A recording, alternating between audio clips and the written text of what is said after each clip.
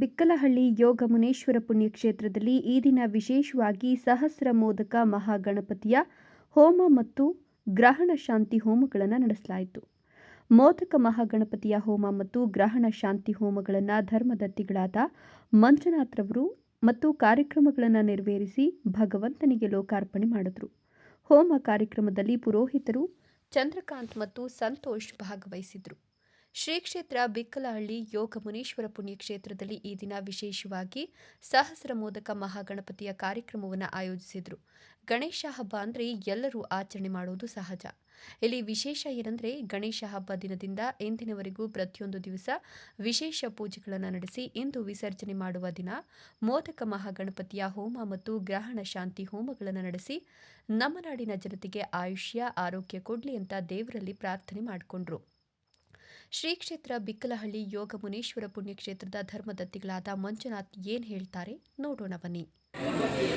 ನಾವು ಈ ಕ್ಷೇತ್ರದಲ್ಲಿ ಇದನ್ನು ವಿಶೇಷ ಪ್ರತಿ ವರ್ಷದಂತೆ ಈ ವರ್ಷ ಸಮೇತ ನಾವು ಇದು 9ನೇ ವರ್ಷದ ಗಣೇಶನ ಪ್ರತಿಷ್ಠಾಪನೆ ಮಹೋತ್ಸವವನ್ನು ಹಮ್ಮಿಕೊಂಡಿದ್ದೀವಿ. ನಾವು ಪ್ರತಿ ವರ್ಷ ಗಣಪತಿ ಹಬ್ಬದಿಂದ ಹಿಡಿದು ಹುಣ್ಣಿಮೆಯ ಕೊನೆಯ ದಿವಸದಲ್ಲಿ ಇವತ್ತು ವಿಸರ್ಜನೆ ಪ್ರತಿಷ್ಠಾಪನೆ ಮತ್ತು ವಿಸರ್ಜನೆ ಕಾರ್ಯಕ್ರಮವನ್ನು ಪ್ರತಿ ವರ್ಷದಂತೆ ಈ ವರ್ಷವೂ ಸಮೇತ ಮಾಡ್ಕೊಂಡಿದ್ದೀವಿ. ಈ ವರ್ಷ ವಿಶೇಷ ಏನಂದರೆ ಗ್ರಹಣ ಇರೋದ್ರಿಂದ ಗ್ರಹಣಕ್ಕೆ ಸಂಬಂಧಪಟ್ಟಂಗೆ ವಿಶೇಷವಾಗಿ ಹೋಮವನ್ನು ಮಾಡಿ ಸಮೇತ ಬೆಳಗ್ಗೆಯಿಂದ ಹೋಮ ಎಲ್ಲ ಆಗಿ ಪ್ರತಿಷ್ಠಾಪನೆಯೂ ಆಗಿದೆ.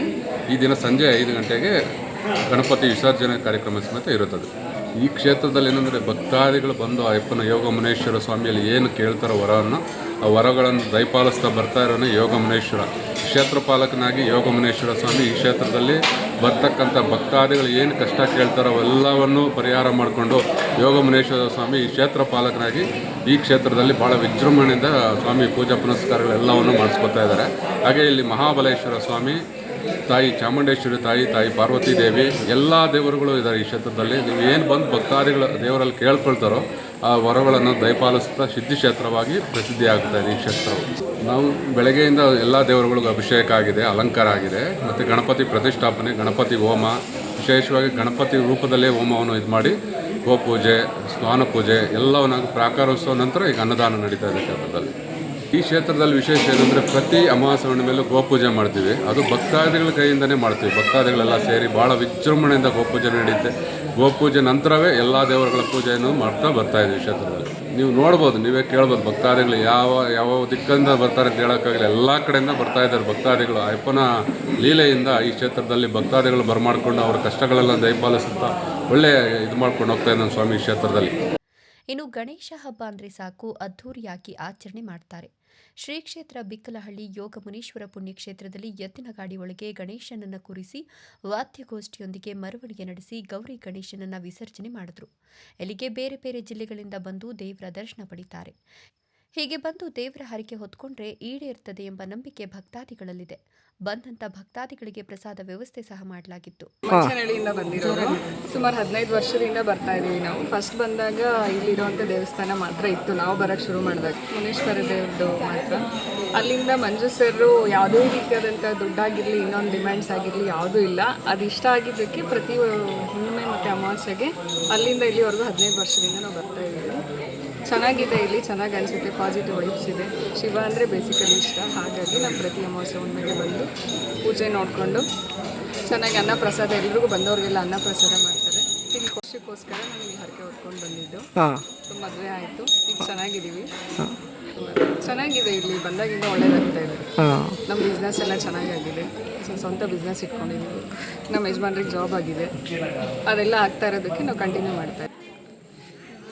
ಇವತ್ತು ಗಣೇಶ ವಿಸರ್ಜನೆ ಇದೆ ಮತ್ತು ಹೋಮ, ಗಣೇಶ ಹೋಮ ಮತ್ತು ಇಲ್ಲಿ ಹುಣ್ಣಿಮೆ ಹೋಮ 2 ಮಾಡಿದ್ದಾರೆ. ಚೆನ್ನಾಗಿದೆ. ಇನ್ನು ಭಕ್ತಾದಿ ಪದ್ಮ ಅವರು ಮಾತನಾಡಿ, ನಾವು ಸುಮಾರು ವರ್ಷಗಳಿಂದ ಶ್ರೀ ಕ್ಷೇತ್ರ ಬಿಕ್ಕಲಹಳ್ಳಿ ಯೋಗ ಮುನೀಶ್ವರ ಪುಣ್ಯಕ್ಷೇತ್ರಕ್ಕೆ ಬರ್ತಿದ್ದೇವೆ. ನಮಗೆ ಎಲ್ಲ ಒಳ್ಳೆಯದಾಗಿದೆ. ಬರುವಂತಹ ಭಕ್ತಾದಿಗಳಿಗೆ ಸಹ ಹೆಚ್ಚು ಆಗ್ತಿದೆ. ಇಲ್ಲಿ ವಿಶೇಷ ಪೂಜೆ ಹೋಮಗಳು ಪ್ರತಿ ಅಮಾವಾಸ್ಯೆ ಮತ್ತು ಹುಣ್ಣಿಮೆಗೆ ನಡೀತವೆ ಅಂತ ಹೇಳಿದ್ರು. ನಾವು ಸುಮಾರು 15-20 ವರ್ಷಗಳಿಂದ ಬರ್ತಾ ಇದ್ದೀವಿ. ಪ್ರತಿ ಹುಣ್ಣಿಮೆ ಅಮಾವಾಸ್ಯೆಗೆ ವಿಶೇಷವಾದ ಪೂಜೆಗಳು ನಡೀತಾ ಇರ್ತವೆ. ಇಲ್ಲಿ ತುಂಬ ಭಕ್ತಿ ಇದೆ.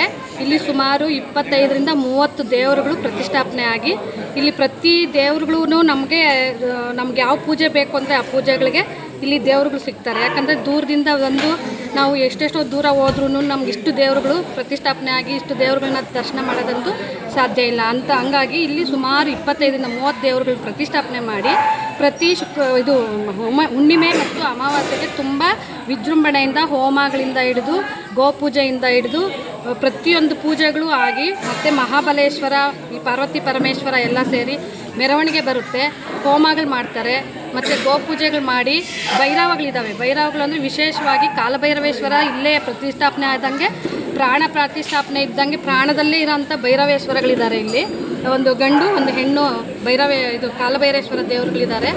ಇಲ್ಲಿ ತುಂಬ ಪೂಜೆಗಳು ನಡೀತಾ ಇರ್ತದೆ. ಸುಮಾರು ದೂರದಿಂದ ಸುಮಾರು ಜನ ಭಕ್ತಾದಿಗಳು ಇಲ್ಲಿ ಬರ್ತಾ ಇರ್ತಾರೆ. ಇಲ್ಲಿ ತುಂಬ ಭಕ್ತಿ ಇದೆ. ಇಲ್ಲಿ ಬಂದು ನಾವು ಏನು ಅಂದ್ಕೊಂಡ್ರೆ ಅದು ಗ್ಯಾರಂಟಿ ನಮಗೆ ನೆರವೇರುತ್ತೆ. ಏನಂದರೆ ನಾವು ಇಲ್ಲಿ ಏನು ಬೇರೆ ಬೂಟಾಟಿಕೆ ಇಲ್ಲ, ಬರೋದು ಪೂಜೆ ಮಾಡಿಸ್ಕೊಳ್ಳೋದು, ದರ್ಶನ ಮಾಡ್ಕೊಳ್ಳೋದು, ಪ್ರದಕ್ಷಿಣೆ ಹಾಕ್ಕೊಂಡು ಪ್ರಸಾದ ತೊಗೊಂಡು ನಾವು ಹೋಗೋದಷ್ಟೇ. ಗಣಪತಿ ಪೂಜೆನ ವಿಸರ್ಜನೆ ಮಾಡ್ತಾ ಇದ್ದಾರೆ. ಈಗ ಗೌರಿ ಹಬ್ಬದ ದಿನ ಇಟ್ಟಿರೋ ಗಣೇಶನ ಇವತ್ತು ವಿಸರ್ಜನೆ ಮಾಡಿ ತುಂಬ ಚೆನ್ನಾಗಿ ನಡೆಸ್ಕೊಡ್ತಾ ಇದ್ದಾರೆ. ಇದನ್ನು ತುಂಬ ಜನಗಳು ಬಂದು ಭಕ್ತಿಯಿಂದ ಬೇಡ್ಕೊಂಡು ಭಕ್ತಿಯಿಂದ ಇಲ್ಲಿ ಬಂದು ಪೂಜೆಗಳು ಮಾಡಿಸ್ಕೊಂಡು ಹೋಗ್ತಾರೆ. ಎಲ್ಲರಿಗೂ ಒಳ್ಳೆಯದಾಗಿದೆ. ಇವತ್ತು ಗಣಪತಿ ಹೋಮ ಎಲ್ಲ ಆಯಿತು, ಮತ್ತು ಮಾಮೂಲಿ ಯಾವಾಗಲೂ ಮಾಡಿದಂಥ ಹೋಮಗಳಾಯಿತು. ವಿಶೇಷವಾದ ಹೋಮ ಅಂದರೆ ಕಡುಬು, ಮೋದಕ ಎಲ್ಲ ಗರಿಕೆ ಎಲ್ಲ ಇಟ್ಟು ದೊಡ್ಡ ಪೂಜೆಗಳು ಅಂದರೆ ಎಲ್ಲೂ ನಡೆದಿಲ್ಲ. ಇಷ್ಟು ದೊಡ್ಡ ಪೂಜೆ, ಅಷ್ಟು ವಿಶೇಷವಾಗಿ ಈ ಗಣಪತಿ ಪೂಜೆನ ತುಂಬ ವಿಜೃಂಭಣೆಯಿಂದ ನಡೆಸ್ಕೊಟ್ಟಿದ್ದಾರೆ. Jangalahalli Ashwath, power news 1, Chikkaballapur.